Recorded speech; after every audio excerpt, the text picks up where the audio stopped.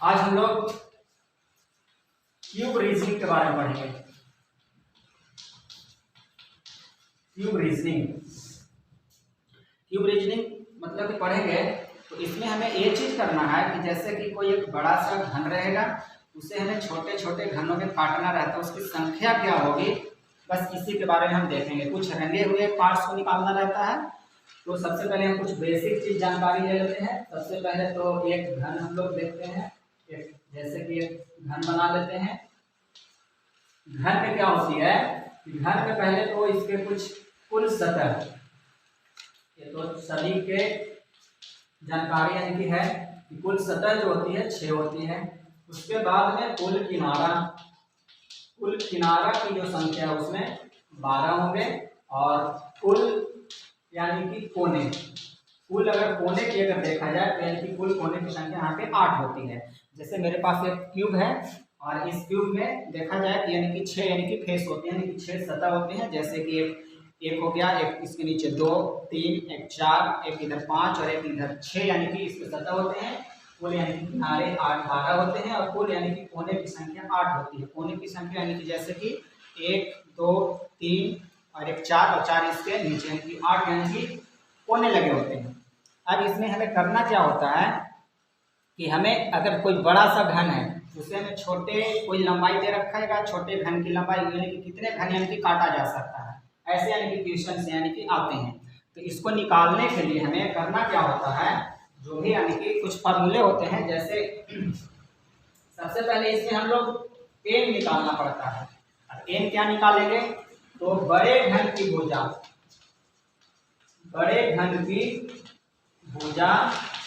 बटा छोटे घन की भुजा, यानी कि पहले एक हमें एन की जरूरत पड़ता है जो बड़े घन की भुजा की लंबाई रहेगा, और छोटे घन जितने काटने के लिए बोला जाएगा कि कितने छोटे यानी कि घन यानी कि उसकी लंबाई जो भी रखा होगा उससे यानी कि हम लोग को डिवाइड कर लेंगे। तो सबसे पहले हमें एन निकलेगा और जब एन निकलेगा तब यानी कि हमें और सारे यानी कि फार्मूले यहाँ से लगेंगे। तो चलिए यहाँ एन निकाल दिए तो मेरा पहला यानी कि फार्मूला यानी कि यहाँ से जब तैयार होगा कि कुल घनों की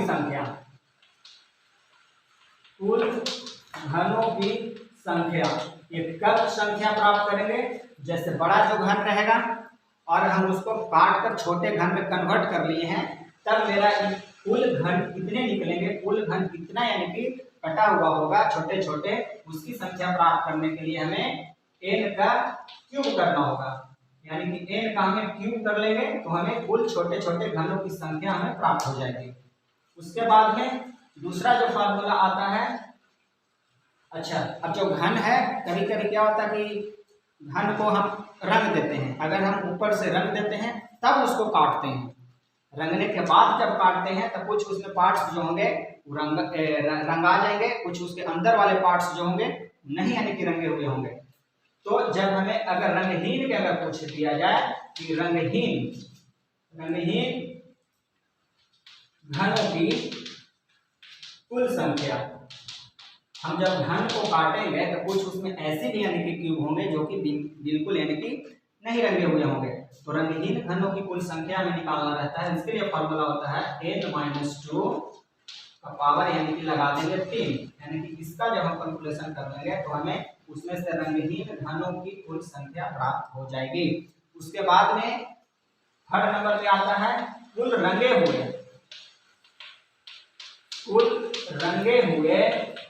घनों की संख्या। कुल रंगे हुए घनों की संख्या, जैसे हम जब क्यूब को यानी कि एक रंग से अगर रंग देंगे तो उसमें कुछ पार्ट कुछ घन ऐसे मिलेंगे जो कि रंगे हुए होंगे।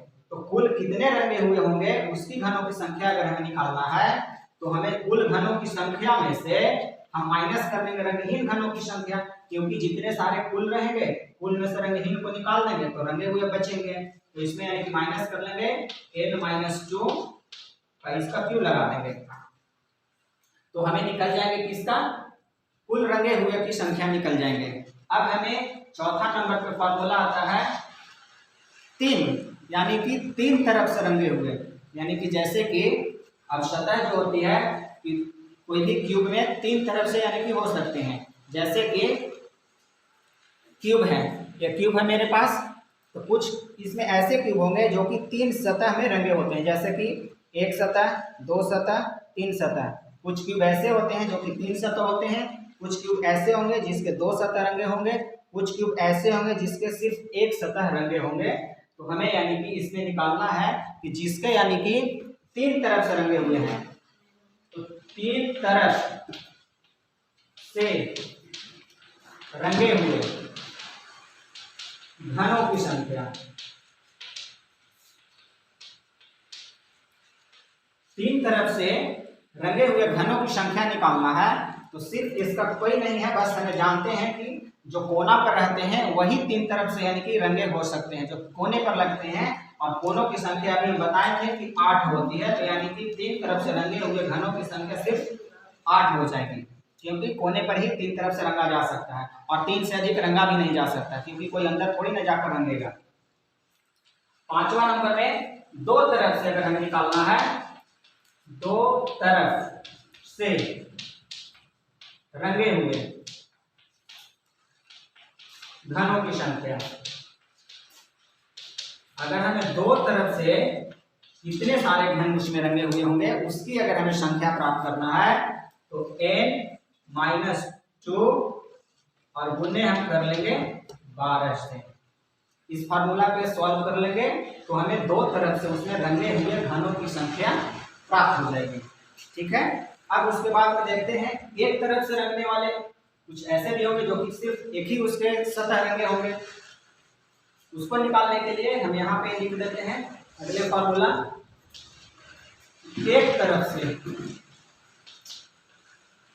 तरफ से रंगे हुए घनों की कुल संख्या। अब हम घन में ऐसा देखेंगे क्यूब में जो कि सिर्फ एक तरफ से रंगा हुआ होगा, जैसे कि बीच वाले जो पार्ट्स होते हैं सिर्फ एक ही सतह रंगे हो सकते हैं। तो ऐसे कितने हम काटेंगे कि एक ही सतह रंगे होंगे। इसके लिए फॉर्मूला क्या यूज करना होता है, इसके लिए बस हमें n-2 इसका होल स्क्वायर कर लेंगे और गुने 6 से कर लेंगे। तो हमें इसको जब सॉल्व कर लेंगे तो हमें एक तरफ से रंगे हुए कुल घनों की हमें संख्या प्राप्त हो जाएगी। एक ट्रिक और सा है, एक फॉर्मूला और है। अभी हम सारे फॉर्मूला को एक एक यानी कि सॉल्व करेंगे, तब तक यानी कि यहाँ पे मिटा देते हैं कुछ, तब यानी कि सॉल्व करेंगे।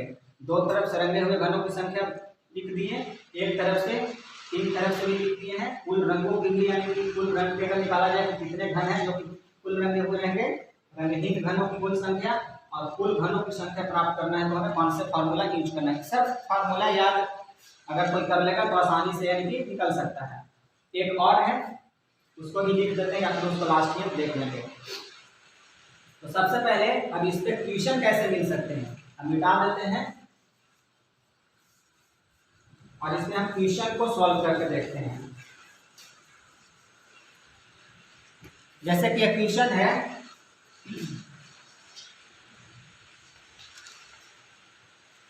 एक बड़े घन जिसकी भुजा 12 सेंटीमीटर है। एक बड़े घन जिसकी भुजा 12 सेंटीमीटर है और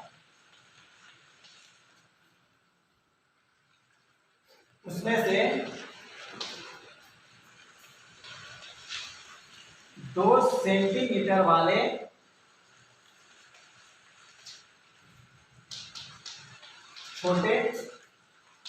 छोटे घन में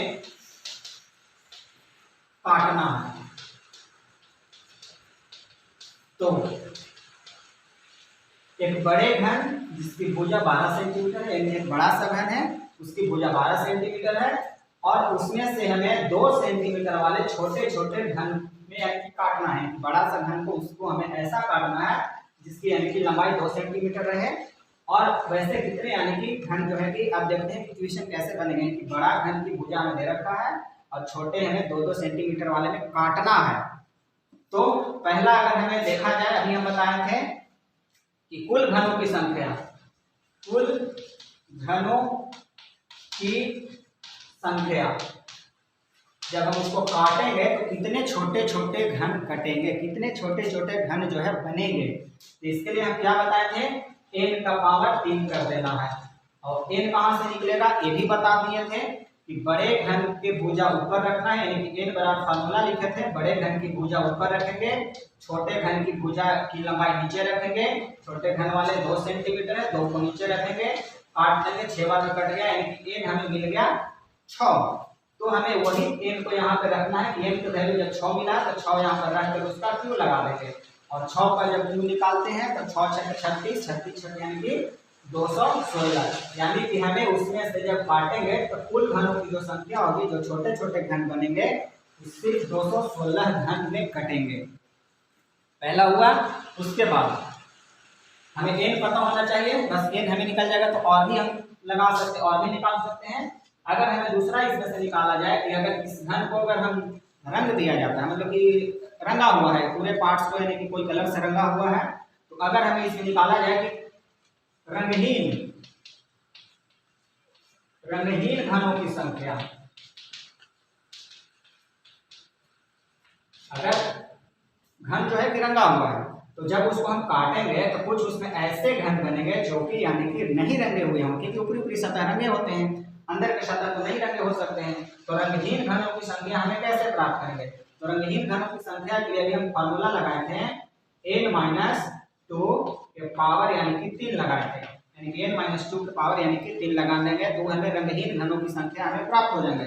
n तो हमें पता ही है, 6 - 2 रखेंगे तो पावर 3 लगा देंगे, 6 में से 2 गया तो 4, 4 का पावर क्यूब कर देंगे, जब 4 के क्यूब यानी कि खोलेंगे तो हो जाएगा 64, यानी कि 64 उसमें से ऐसे यानी कि होंगे घन बनेंगे कटेंगे जो कि बिना यानी कि रंगे हुए होंगे, यानी कि रंगहीन घन की संख्या में 64 हो जाएंगे।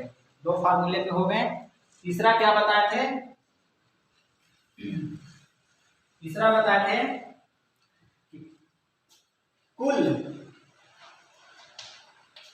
कुल रंगे हुए घनों की संख्या।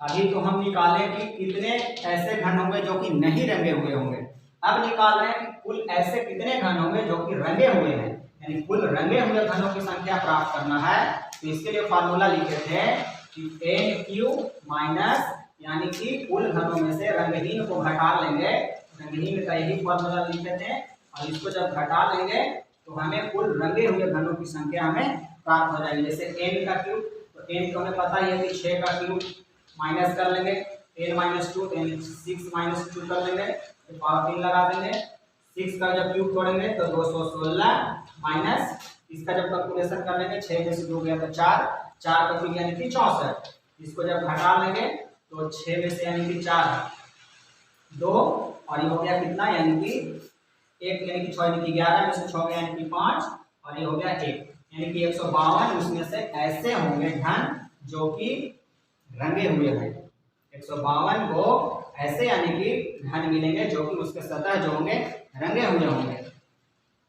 उसके बाद फिर क्या बताए थे, तीसरा फार्मूला बताए थे, शायद यानी कि तीसरा या चौथा जो भी हो, तीन तरफ से रंगे हुए घनों की संख्या।